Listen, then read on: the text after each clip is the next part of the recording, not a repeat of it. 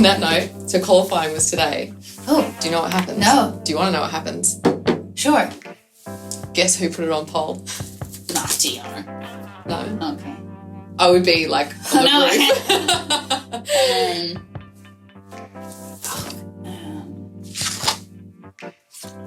I don't know. Guess, that's the game, mate. Yeah, but I'll just guess the people I like or want. I'm assuming it's not Max because you're happy. Alonso. No, that would have been great too. Oh my God, for the underdogs. I don't know, Leclerc? No. Sainz. No. Well, you're like, who's left? Perez. No. Schumacher? Close. Magnussen. Yes. What? No. Yeah. Got the timing right and nailed it. No. Yeah. No, it wasn't DR on pole, but if it can't be him, then it might as well have been Kevin Magnussen. Welcome to Free Practice Fridays with Freya, where depending on your time zone, it might just still be Friday, but it's definitely Saturday in Australia. It's going to be a slightly different episode this week where we can now actually confirm that Tommy T doesn't write back to messages rather than Freya forgetting to send them. But holy smokes, who would have thought the news of the day is that K-Mag is on pole? Watching the Discord as this was gradually coming to fruition and we realised what was going to happen was probably one of the greatest things I've seen, second only to when Daniel was racing at Monza. And absolute scenes in the Haas garage. What a phenomenal start to the weekend. I'm really excited about Brazil, and after this, I don't see how anybody couldn't be. But not everybody will have watched qualifying yet, so we won't ruin any surprises. And instead, let's just get stuck into other news of the week and a couple of interesting things to talk about. First of all, just going into this weekend, we've got Carlos, who's got a 5-place grid penalty. This is his 6th new engine because, as we all know, the Ferrari engine blows up whenever it feels like it. And we had very dramatic scenes with him catching fire and having to quickly evacuate his car. And, of course, his 8th exhaust system. And what is interesting, of course, just remember that this is a sprint weekend, which means that those will be applied to Sunday's race start as opposed to Saturday. There's no other technical upgrades this weekend. No one has submitted any changes to their car, I think, which really just shows that, at this point in the season, there's no point in spending money on the last couple of races, given that both championships are done. We've obviously got some interesting battles going on, but everybody's been focused on next year for a couple of races now, and that also sees that there's no technical upgrades this weekend. But Carlos is not the only one with a new exhaust. VB and Zhou Guan Yu will also take their 8th, which is, as I understand it, as many as you're allowed to this season. So hopefully it makes it through the next 2 races. When it comes to Brazil, we've got a couple of track changes, nothing really noticeable, I suppose, from a spectator's perspective. There's some new barriers, there's some new guardrails. We've got a new public space, which means that they need new guardrails. And they do also have, though, some new surface grooves on the main straight to try and mitigate some of that aquaplaning. So given how variable the weather is looking for this weekend, that might just turn out to be quite important to how it pans out. But we will see what happens. It certainly looked pretty ominous towards later afternoon this weekend, with the drivers kind of saying it's getting darker and darker out here and just that constant threat of rain. So we'll see what happens in the sprint and in the race as well on Sunday. We do have extra points on offer this weekend, of course, which will be important to both the drivers and constructors, as much as both of them have been, they're both in the bag when it comes to Red Bull and Max Verstappen. We do have a 5-point difference only between Perez and Leclerc going into qualifying. So there's lots of little battles going on in constructors as well, with Alpine only 7 points ahead of McLaren. So those extra points this weekend might just be the difference to a couple of those competitions or battles that haven't yet been won. For a moment, it looked like De Vries was going to get a go in the McLaren, which means that perhaps by next weekend or by Abu Dhabi, he would have been in every single car on the grid. But that didn't end up coming to fruition, and we did indeed see Lando get on the track instead. But I was going to be pretty entertained to see Nick De Vries having a go in pretty much every team. When we get our 150 races next year, we might just see that happens, although he will, of course, be in a driver's seat by then. Other things that were happening during this week, I think you had to be living in a cave to miss the fact that there was the Vegas launch, over 40,000 fans there. And I think, if the launch and the way they went about it in terms of, the drone show being the indicator that tickets were on sale, all sorts of things, and cars driving through casinos and other outrageous scenes like the lights under the cars and whatnot. If that's anything to go by, this race is just going to be such a spectacle, which is what we had always suspected. This whole event is purely designed for entertainment. It's not designed for competition. And George Russell even said as much when he started getting a visual of the track and actually being there, kind of saying, this is designed for the spectators. It's designed for entertainment. It might not be the most enjoyable track for a driver, but people will be entertained, that's for sure. And if you're paying $2,000 to $2,500 for tickets, then you would hope to be entertained. As we all know, this is going to be one of those events that's pretty inaccessible to those of us who don't have the blue tick. James might be invited though. He'll have the blue tick by then. Not that he'll care. In fact, don't give him the blue tick. That's fine. But Hamilton, Russell, Albon, Perez were all there, along with a couple of the team principals and obviously some of the Sky F1 and F1 broadcasters. So really interesting to see how that pans out next year. I think we got a pretty good taster for it through that launch event, which just looked pretty outrageous.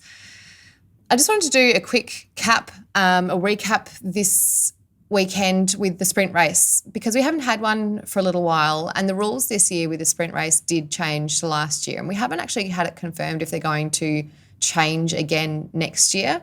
There have been some reports to say that it might, whether or not the sprint race outcome is as closely linked from a points perspective and position perspective with the Sunday race, or if they are actually kind of, I suppose, untangled in a certain way. There's been a few reports that they're going to revisit how a sprint weekend is organised. But for this time around, we had 3 sprints last year. We've got 3 this year. There'll be 6 next year, as I mentioned. We haven't had those venues confirmed yet. But these were introduced to try and bring more competition basically across the days, make it more exciting for spectators and have every time you go out on the track mean more when it comes to the competition in Formula One. There's very different perspectives when it comes to whether or not this is a good addition to the sport. Max Verstappen obviously has been pretty outspoken in saying that he doesn't like them. He doesn't feel like it adds value to the weekend, and they just tend to focus on trying to not get damage rather than actually going all out on the Saturday sprint race. But it does mean that you have qualifying on a Friday, and the sprint obviously on a Saturday, which is about 100 Ks, and then you have the race on Sunday, which is your full race distance. So qualifying sets the grid for sprint, and then sprint sets the grid for the race on Sunday. And the top 8 in a sprint are awarded points. So last year it was only the top 3. So we do have more points on offer this year, which I think was a good move because it does add more meaning to the sprint race, although I think we are meant to say that it's not a race, but sprint race, not a race, whatever. But it does make that a bit more meaningful. It adds more excitement to or already exciting weekend with the sprint when you've got more on offer when it comes to points. So what are the points? You've got 8 for first place in sprint, decreasing by 1 point down to 8th. So it's just the top 8 who get points on the Saturday. Then, of course, results from the sprints at the grid for Sunday, as I mentioned. And as with a regular race format, pole position would go to the fastest qualifier, in this case, Kevin Magnussen. Still can't believe it. Though this is actually changed from last year, where it was the sprint winner who won pole, who was technically given pole position, which never made any sense to me, given that pole position winner is meant to be the winner of qualifying, which is in qualifying. But anyway, maybe that's just one of those moves where they come to their senses.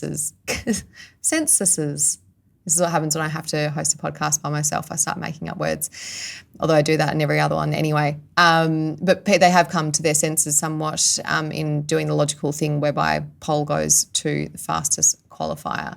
It, of course, also means that we only have 2 practice sessions because the third one essentially becomes qualifying, which just means that teams have a little bit less time and kind of flexibility to try and set up their cars for the weekend, for qualifying and then for the races, which can have implications, I think, but it's interesting to see how it does change the weekend when it comes to viewing, when it comes to how teams approach it, and how, of course, drivers feel about going into those weekends. It was a big weekend last year here with Hamilton making up 15 places in 24 laps in the sprint.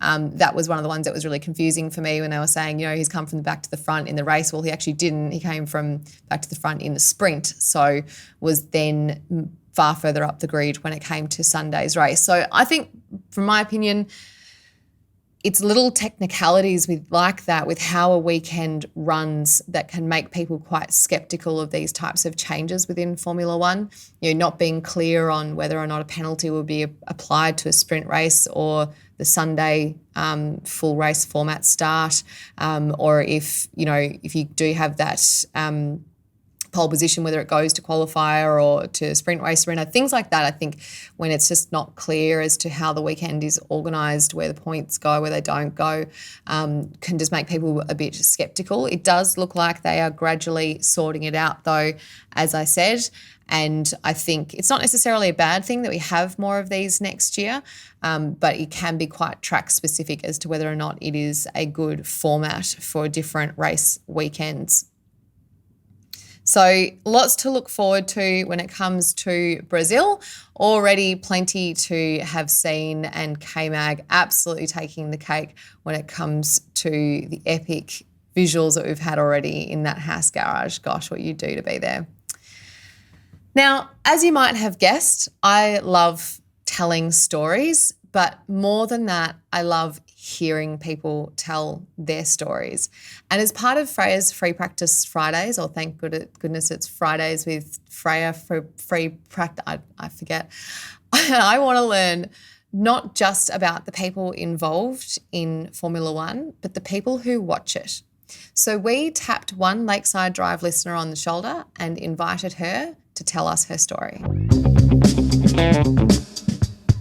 So, Emily, when did you first get introduced to F1? What's your earliest F1 memory? So, I think I've mentioned this to you before, that it's always been sort of like a Sunday stuck on the TV thing for my dad. So I definitely grew up, my dad would usually fall asleep watching it with the remotes in his hand, and we couldn't change the channel, so you'd end up just sat there with on the TV. And that was one of my earliest memories. But my dad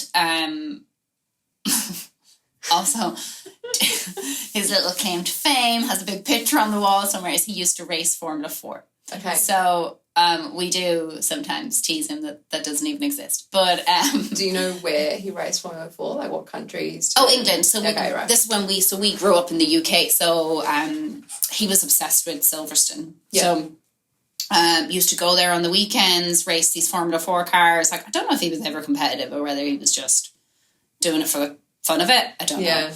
I would love to ask him more about this. I really should. I'm this is cool, but never asked him.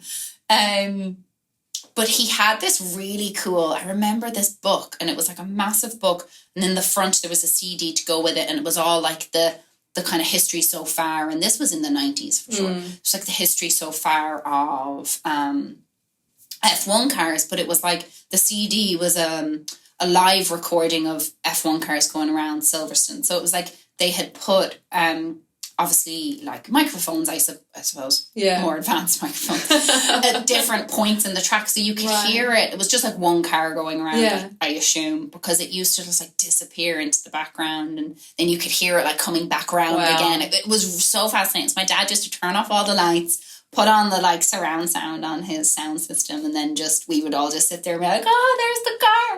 It was wild, but it kind of got us into it as kids. And then I suppose like obviously moving out of home, it wouldn't be on the TV anymore. So I was never really, didn't really follow it as a sport, sorry.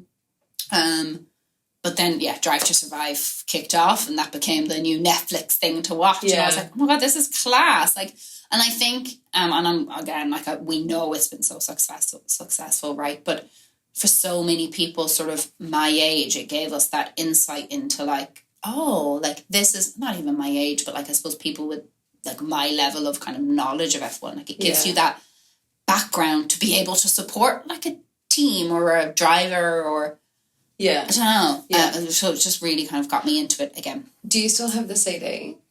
Probably. All I can imagine is like your dad's still sitting at home. He's coming for Christmas. I should ask him gone, and he's sitting there listening to it on his own.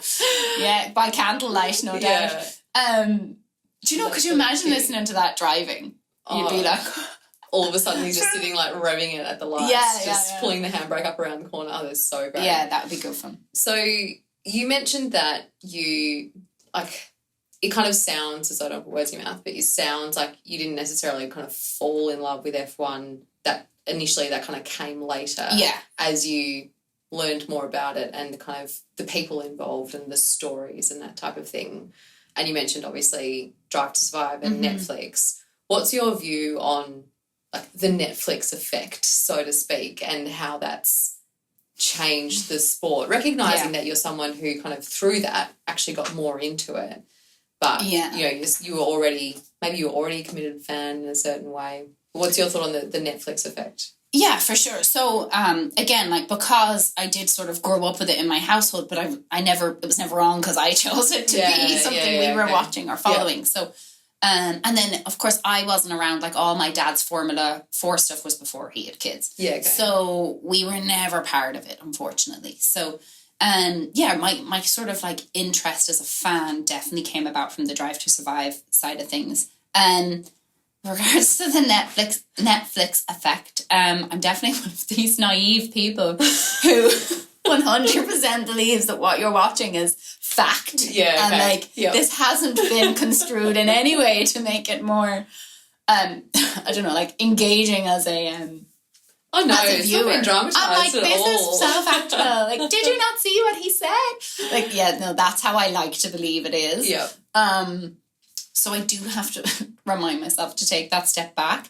But personally, I think it's been great, right? Because it's given people that insight into a sport that you wouldn't necessarily get that, right? Like, you know, you look at football, for example, like it's so easy. And I'm sure you can do this for F1, but is it done as much? I don't know. Yeah. But like you can visit like a grounds and go into like the dressing rooms and like get like the experience, right? You can't really get into like the nitty gritty of Formula 1 unless you're like a really special person and get invited to be like trackside and things like that. Oh, okay. Unless you're Freya.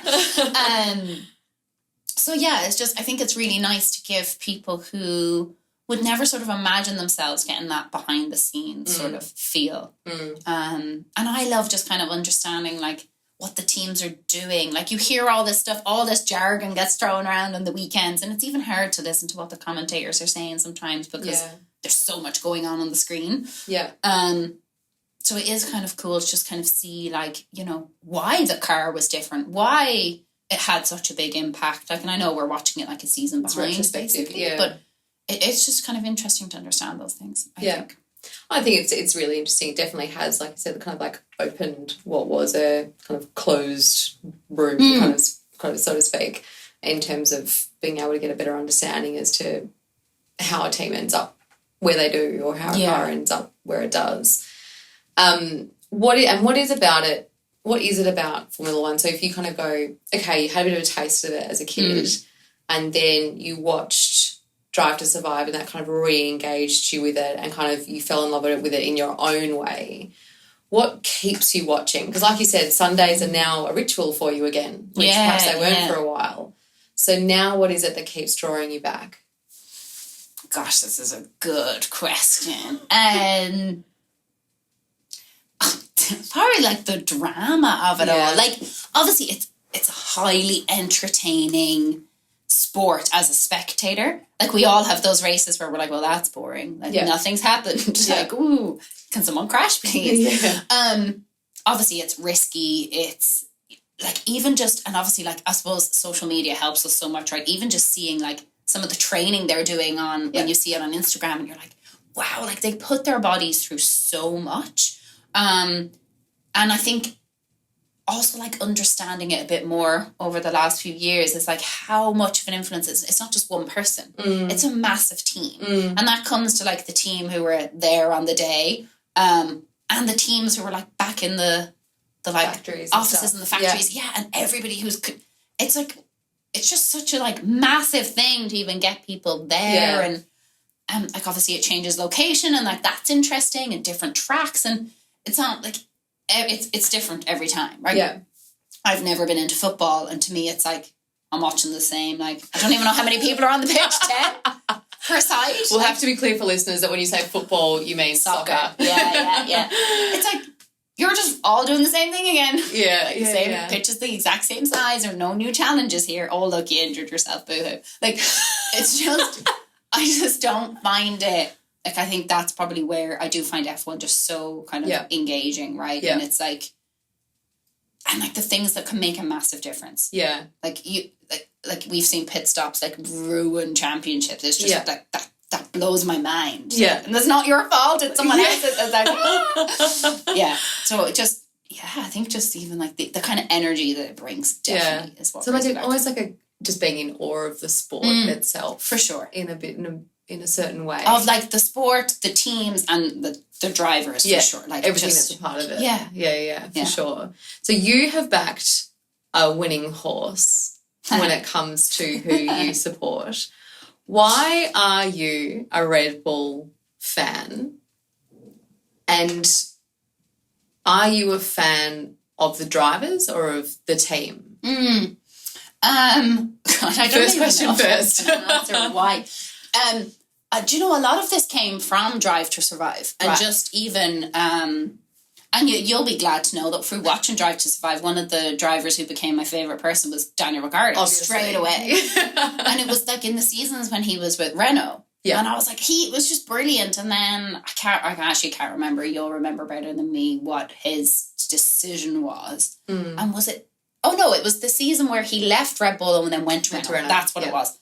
And I remember me and James, my husband, I should clarify, not James from Lakeside Drive.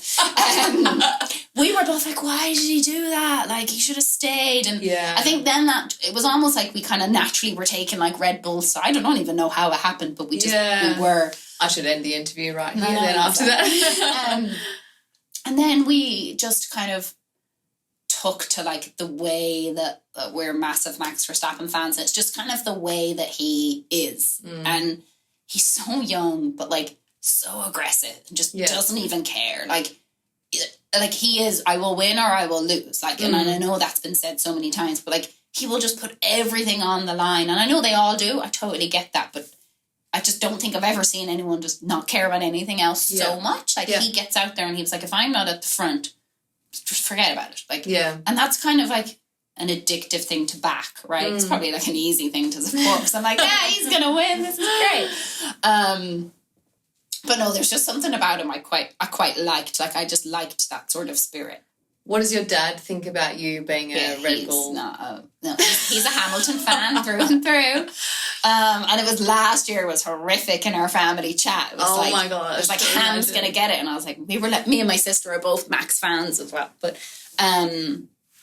just the family chat was wild last year. not a fun place to be. But yeah, no, dad doesn't.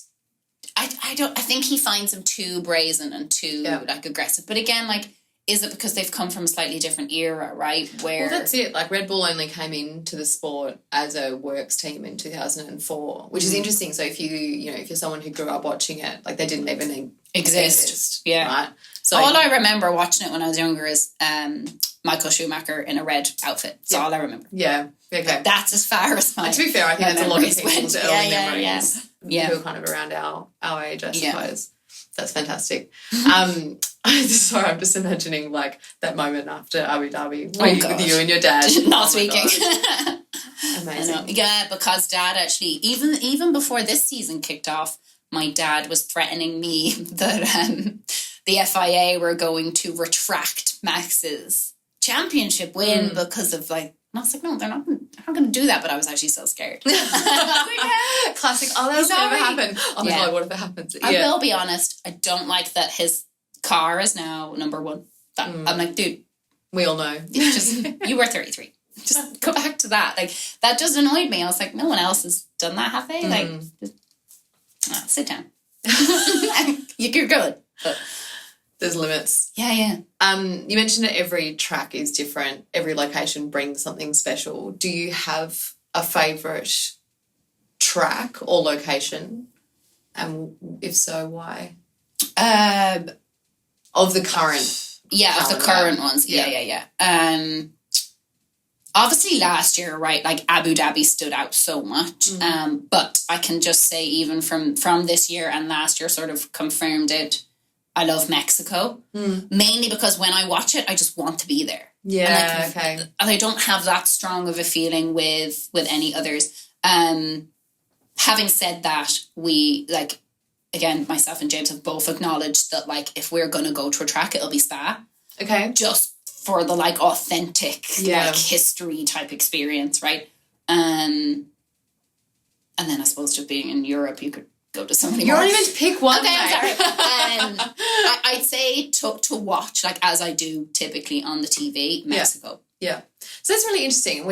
I was talking to Timo on the Undercut podcast on Lakeside Drive about this because Mexico doesn't necessarily produce the most exciting racing ride, which I was just going to say this because I remember watching it recently and I was just like, If it wasn't for Daniel Ricciardo. Exactly. Found himself halfway through. Yeah. Had an epiphany. For me, I think, I don't know whether it's because when you ask me, like, what's my favourite, I'm imagining myself there as a spectator, if that makes sense. Yeah. And just kind of that feel and even whereas you think about Spa and you're imagining yourself in a raincoat. Yes. I still want to go there, but I'm in a raincoat. Yeah. And even just, you know, the way they finish it and it's like just they put so much effort in. I think that's quite cool. Plus you get the mariachi version. F1. Oh my God. Just gets everyone in a good mood straight away. It was amazing. I was like, I watched Mexico on a plane. Like I was on the United flight up to New York and was watching that. And I was like literally sitting on this plane like being like, where are the trumpets? They're around because I have my noise cancelling headphones on. Yeah. Oh my gosh, brilliant. it was just an incredible experience. Yeah, it's cool. So you probably answered my next question, which was if you could go to one race next year, you've got 800 to choose from. But where would it be? Do you think it would be Spa? Or maybe the question is if you had to pick between Spa and Mexico next year, which would it be? Do you know, it's just so funny. Like the idea of going to Mexico just excites me so much. Yeah. I really don't even know why. I can't give that a genuine reason, so I do apologise. I feel like this is so bad. Maybe it's because I'm from Europe. I feel like I will go to Spa when I'm like 50 or so. Right. Like, that'll be like a years down the line. And I feel like Mexico's somewhere you need to go in. You're a bit more like energetic and like up for the tequila that'll come for days after. When you're happy to live off tequila and churros for like 3 days. Fine. Yeah. And that you're okay with that. Yeah. Spa will be when I need a few hip replacements. So just not slip over in the rain. Where do you go for your Formula One content? Or how do you like to kind of update myself? Yeah, exactly. The F1 app, the Formula One app, or Instagram. Yeah. For drivers or for teams or that type of thing? Or both, actually. So on Instagram, I would follow the Formula One page, and then I follow obviously the drivers and the teams that I follow. Yeah. I followed who I The follow. follow who I follow. Followception. Yeah, just to even see what's going on and see what kind of news has landed. It's obviously a great way to get it in like bite-sized chunks, right? Yeah. Yeah. It's interesting that you look for the blue tick, so to speak, yes. in that you go for kind of official sources. Yeah. As opposed to unofficial sources. We're doing really well. Yeah. Oh, yeah. No, you know what I mean. You kind of like speculation is great for sure, but I am definitely one of those people who's like, let me check what is real. Like, I don't know, maybe aside from you, I don't have any sources close enough to actually listen to. It's so problematic that I'm your source. It's really, really worrying for everybody. Yeah. So, talking about information, is there something you would like to know more about or kind of learn more about when it comes to Formula One? Definitely the technical side. So I am one of these people as well, and like this applies to like my work life and personal life, is that I'm sort of like, I like to be all or nothing, right? So if you're trying to get me involved in something that I don't understand, or like, let's take a new sport, for example. If I don't understand the rules and the why and the like, who's good and how to be good and everything, I'll lose interest. Yeah. I'm out. Yeah. Because I can't give all of myself to it, right? So there are times with Formula One where I'm like, I just want to understand a little, like, what are you talking about? Like, I do want to, I still get confused with like undercut, overcut. It's like the offside rule to me. I'm like, oh, what's happening? Which one's which? Yeah. I would love to just, really understand like the cars and the technology behind it. And I suppose more so like, don't get me wrong, I don't need to know the makeup of the engine because I'm never going to service one. Yeah. But it's like, what does that mean? Yeah. Why? Like, okay, the rules have changed. What does that mean? Yeah. And why have they changed? And what will this now mean for the teams and the drivers? And like, again, I've like obviously recently read that Red Bull have limited their air tunnel time for next year. And it's like, okay, but what do they do in the air tunnel? Like, obviously you can guess, but we get it. I assume it's like for ultimate testing of like aerodynamics, and that's just me assuming things. But I would love to know more about that. And I don't really know where to go to get that, to be totally honest, in the sort of level that I need. So with the kind of that tech talk pitched at the right level that it will kind of, because you'll lose me. To make sense of it. Yeah, totally. Or we've gone too far. Yeah. So yeah, I would definitely love to do that. And I know, like, don't get me wrong, I know I could sit there and search for things on YouTube, but I also don't need it right now. I'm engaged enough. Yeah. Which is good. Yeah. I haven't yet gone, I'm not interested. Despite there being like so many races and everything else, you're somehow so still many, paying so attention. many, yeah. God, yeah. Is there a track that you would like to see on the calendar that's not, or locate, or even, you know, it doesn't have to be a track that exists necessarily. Like, is there a location that you think would be really cool to see a Formula One race in, Grand Prix in?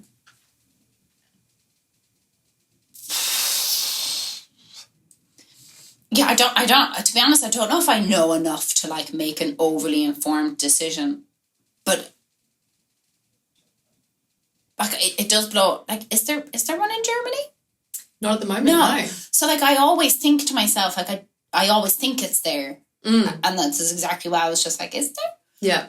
That's one that's always surprised me. But wasn't there like issues of like safety with the Neuro ring that I can't pronounce properly? Sorry for everyone with a German speaking accent. Do you just call it the Neuro ring? Yeah, I guess. I gotta do it. That's fantastic.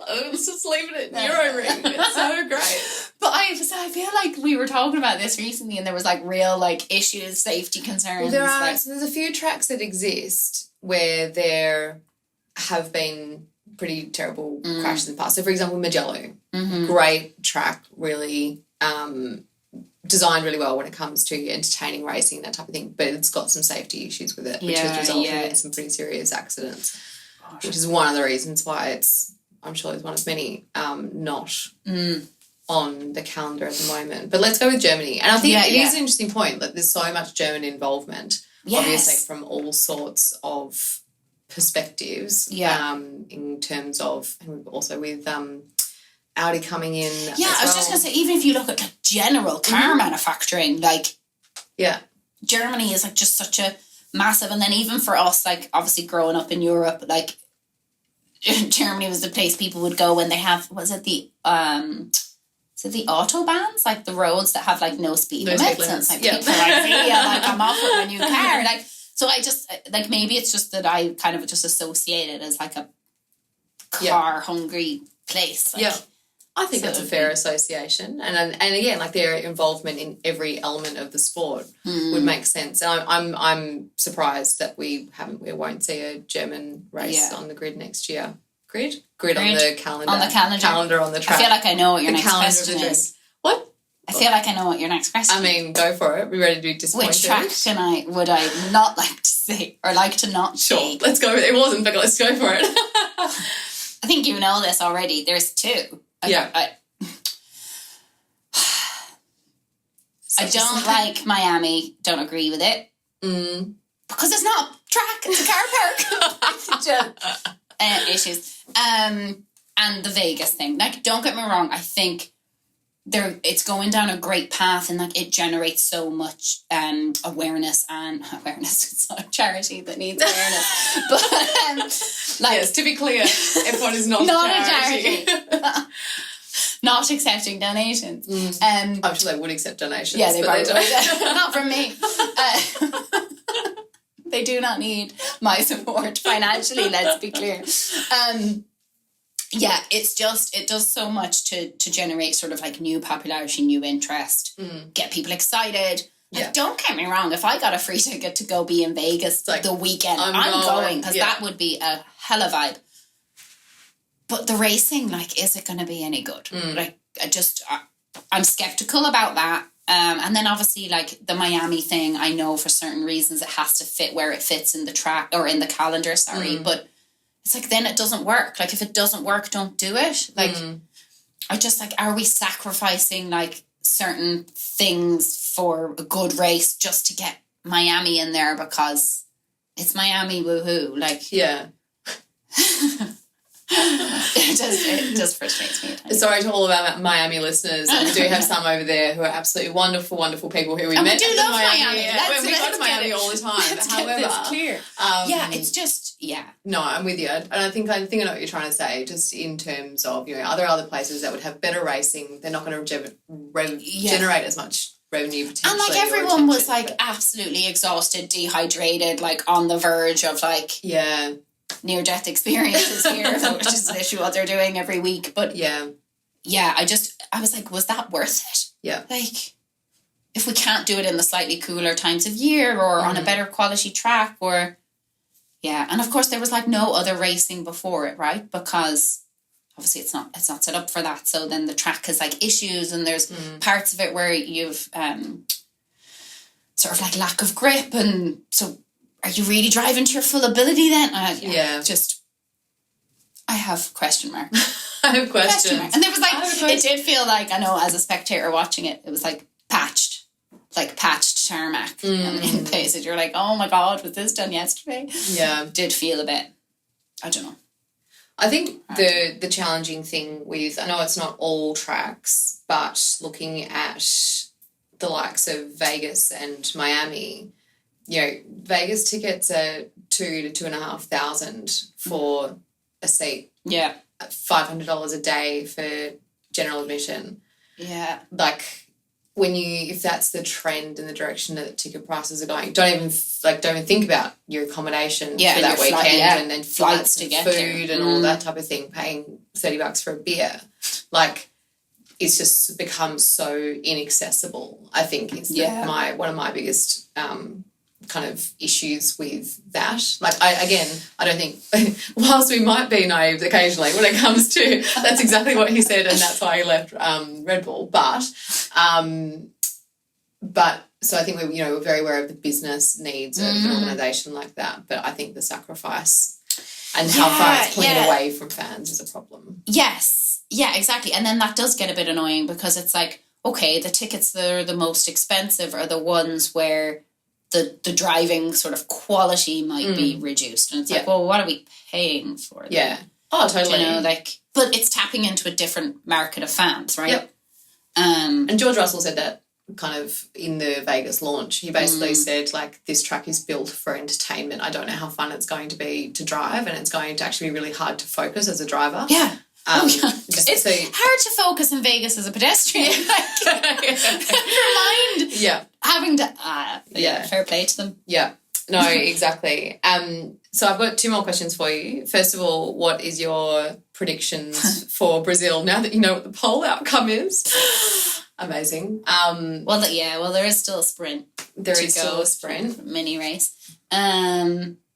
Predictions. I don't know. Obviously, I'd like to still think Max will be first. But also, obviously he's already won the championship, so it is really nice to kind of watch this battle going on between everyone else. Obviously, even not because it's Red Bull, I do love Perez. I just think he's so wholesome as a human. I just want to go out with him and have tackle somewhere. He just seems so genuine. I just kind of want to see him do well.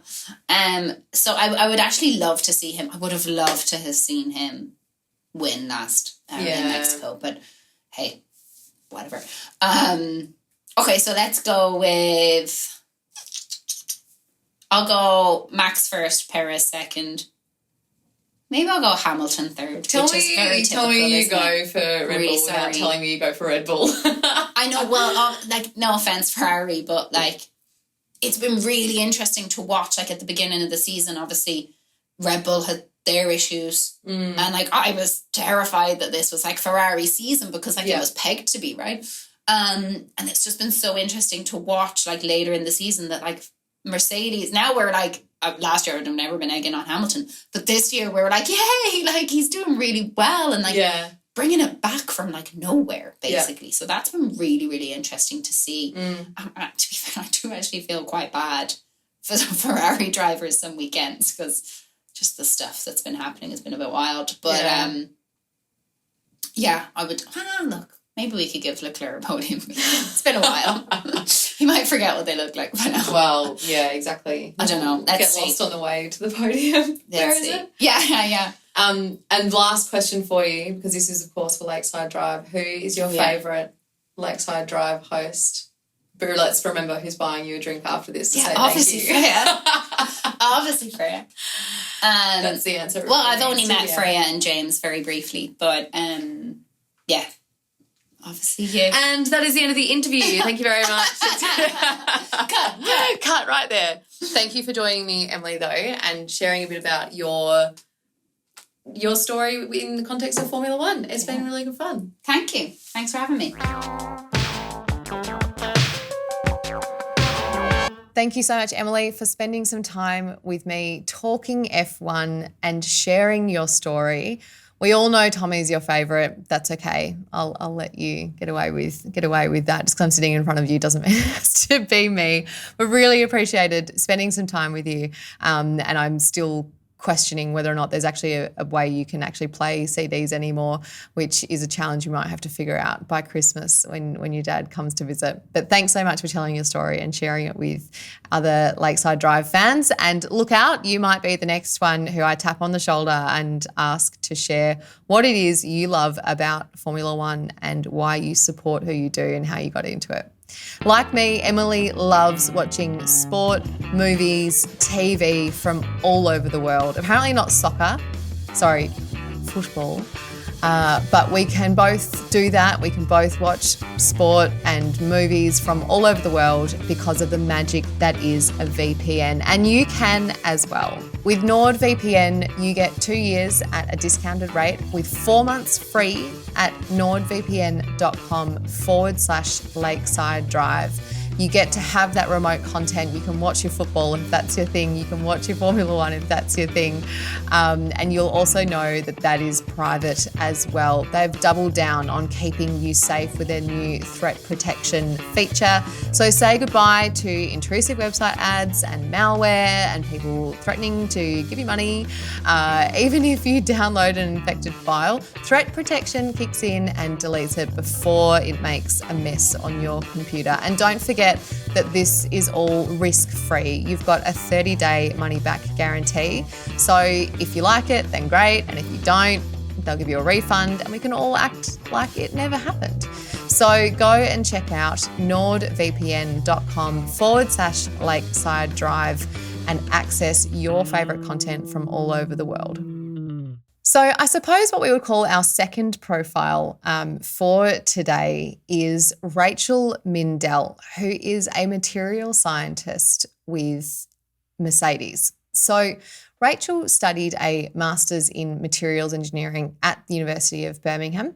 She did a year abroad over in Illinois, which would have been an amazing experience. I'm sure very different from Birmingham stepping foot over into the US, especially in a place like Illinois, and obviously Birmingham, incredibly different cultures and experiences.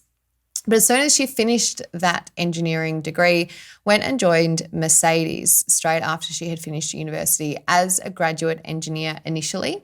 So came in at a very junior point in her career.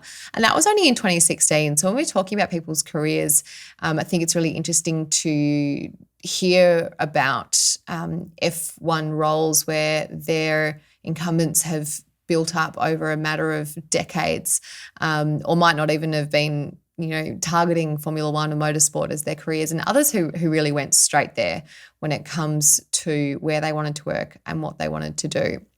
So what does a material scientist do in the world of Formula One?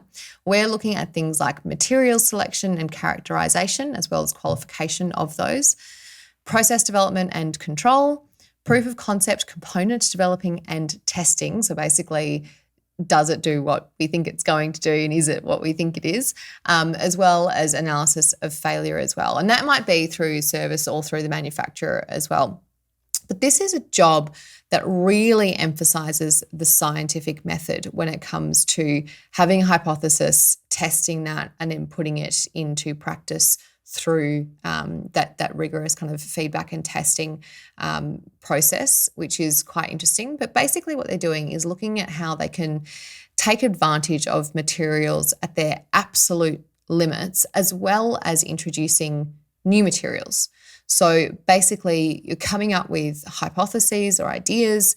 For example, you might be looking for a lighter or more reliable or more efficient materials solution. So coming up with those ideas and seeing if that will be something that helps a car to go faster and deliver performance. So those ideas, you have, that kind of creative hub within Formula One where you have the resources to go and actually test them, create them. So they'll go through that testing and evaluation process. And then only after that can it go through the designers who turn that hypothesis or that idea into actual components. Then going through another kind of rigorous testing process before it makes it into the car. You'd hear from some of the other roles that we've profiled so far when it comes to wind tunnel technicians and everything else, getting involved to see if this material is actually performing in the way you think it's going to. But their role very much supports almost every element of design and manufacture when it comes to their material needs. So material scientists and engineers contribute to performance by basically working on a combination of both the reliability but also performance of the car. But it's not just that. They're also trying to assess and resolve any issues coming back from the track. So again, similarly to other roles that we've talked about, you have this combination of constantly trying to develop a new product. So thinking about what the fuel blueprint will look like for next year, but then also trying to figure out what's going on with the fuel at the moment, and can we evolve the current makeup of that fluid. So you have this constant battle between trying to develop new things and then fixing what's going on at the moment if there's any issues coming back from a race weekend or testing as well. So that means that on a day-to-day basis, Rachel will be working between the lab and her desk and working on development plans and projects that will all really centre around capability improvements, which then adds to the knowledge base at Mercedes. But then, of course, you can just put all of that down because something at the track or testing fails, and those R&D projects just get put on hold until that problem is resolved. So just another person out there hoping for no phone calls, although perhaps because it's Mercedes, it's emails instead. But like many technical roles in Formula One, Rachel's role revolves around modelling, theories, and data analysis, which of course means that when it comes to data, and we've said that there's hypotheses there, but you often think that data is going to behave a certain way, that a product that you're testing is going to go in a certain direction. But often it does something actually completely different, and hopefully it's less often than you think it's going to be. But Rachel describes this as one of the most challenging parts of her role, is that you have a theory, but then the data doesn't behave in the way that you're expecting, which means you have to go back and understand your theory in a lot more detail for one, but then adapt that to what you're seeing in the data. So having these hypotheses, having your data and your material behave in a certain way, sometimes not in the way that you're expecting, and then having to go back and basically figure out why and re-hypothesize and adapt those theories. So constant problem solving, which, as you can imagine, when it comes to just how our brains work, we want to resolve things. We want to know why something is working the way it is, and that's her job to do. Would be putting a lot of stress and pressure on your problem solving centres. And because you didn't get enough of me tripping over my words last week and the week before, the lab that Rachel works in isn't a mobile one in comparison to some of the trackside fuel technicians, for example. She's not in a role that travels to circuits, which means that Rachel would have a lot of microscopes to work with, and big microscopes to work with. So let's get some of those tongue twisters out. We've got the SEM, otherwise known as the scanning electron microscope. We have the EDX, which is the energy dispersive X-ray spectroscopy. Yep. And the digital microscopes as well. So, of course, on top of that, with all of the software and analytical programs to actually figure out how to use those materials. But again, I think when we're thinking about those different roles in Formula One and how you have to make your work adapt. You've got some people who are having to operate out of wardrobes in the back of garages to test fuel components, and then Rachel, who will be in the lab with a nice big setup and things that don't have to get packed down in 6 hours on a Sunday night. But about 85% of a Formula One car is made from composite. So composite is a material made by combining two or more different materials together in order to create a composite to get basically the best out of both. So usually these two materials would be a polymer matrix and then a reinforcing agent such as a fibre. So, for example, if you combine fibre and resin, that would give you a composite. So an advanced polymer composite is what she is working on most of the time. That's mostly what she is analysing, again, because that makes up the vast majority of the car, close to 85% of most Formula One cars. But she'll also be looking at some different types of metals and things like that, especially when there's been a failure at the track. Her team will be trying to figure out what's going on, why that material is not behaving in the way that it was supposed to, has it failed in the way that it's supposed to, and that would also change the types of materials that she's working with as well. But when it comes to favourite parts of the role, for Rachel, like many, it's about working with technology, and technology that is right on the limit and is cutting edge when it comes to innovation. And I don't think this is true for almost any role as much as it is for material science in particular. Because we think about materials, we don't know what we don't know yet. She's literally out there figuring out what the next, most flexible but reliable but efficient material might be. And of course, these are things that are developed for Formula One cars, but might then also translate to other products as well when it comes to, motorsport and cars and transportation and aerospace and all sorts of things. So it's a huge innovation era. And if you think about materials and where they've come from, and the narrative, the storyline of material science, you can go back to the Stone Age. People in the Stone Age wouldn't have known that the next thing that they were going to have to work with the Bronze Age.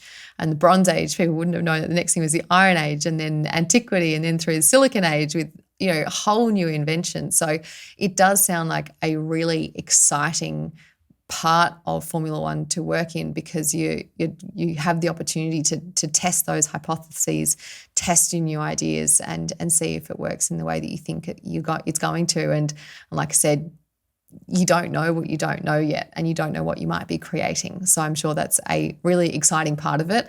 And as she mentions, one of her favourite parts of the job.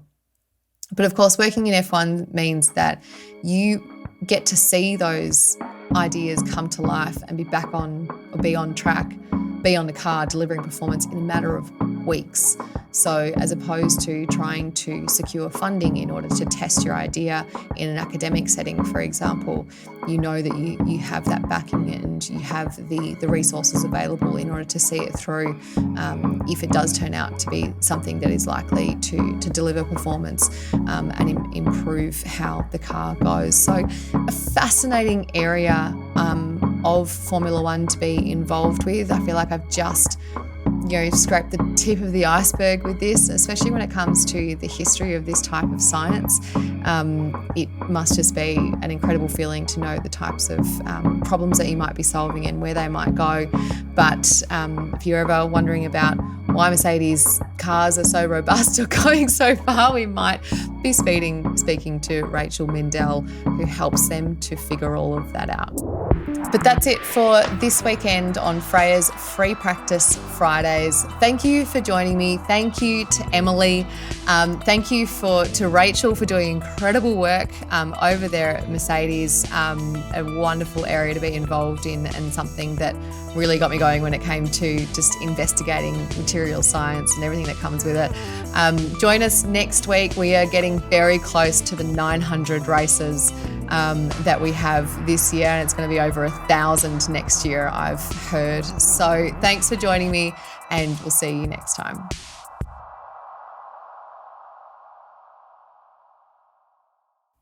What's up, James? Enjoy.